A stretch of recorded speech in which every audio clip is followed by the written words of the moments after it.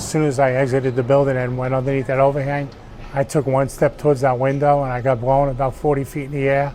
It's been 24 years since firefighter Bill Spade escaped the rubble of the World Trade Center. He was one of the last men to evacuate the North Tower. I started getting buried, and I said goodbye to my wife. I said goodbye to my two boys, and when I had to say goodbye to my 2-month-old son, John, it was the worst part of the whole day. I said, you'll never know your dad, and that really hurt.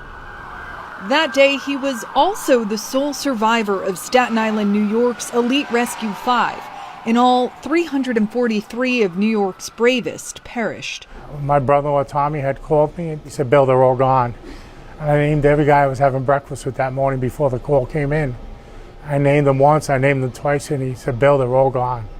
It's the worst day of my life. Ever since, Spade recounts his memories so others will never forget. The alarms go off, and we're headed out for the Trade Center.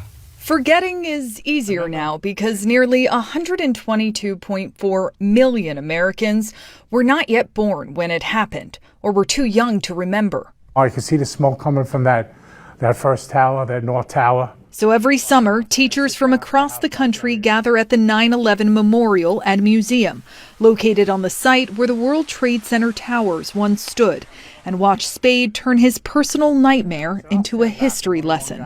And each time we got it over a little bit more. Among the audience of educators gathered from 30 states and abroad is Bella Forget. I was born in 2003, so I don't have any memories of 9/11. I'm a teacher that's going into this kind of blindly. It's tough to teach terrorism to third graders. Absolutely. They're just starting to become aware of what's going on in the world and the world around them and how it works. So to bring in that heavy subject matter is definitely difficult. After graduating college in May, Forget will now introduce 9/11 to her first class of third graders in West Virginia.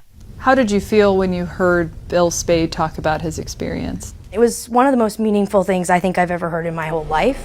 What makes talking to teachers distinct? They're going to pass it on to the younger generation. And the whole time my kids went to school, I'd ask them every year, what were you taught about 9/11 today? And they all said, oh, nothing, just a moment of silence. And it would infuriate me every year that that's the most we can do is have a moment of silence. We can do so much better than a moment of silence. Correct. So much better. Always know where you're at. 24 years later, a lesson to fill the silence so that future generations of Americans never forget.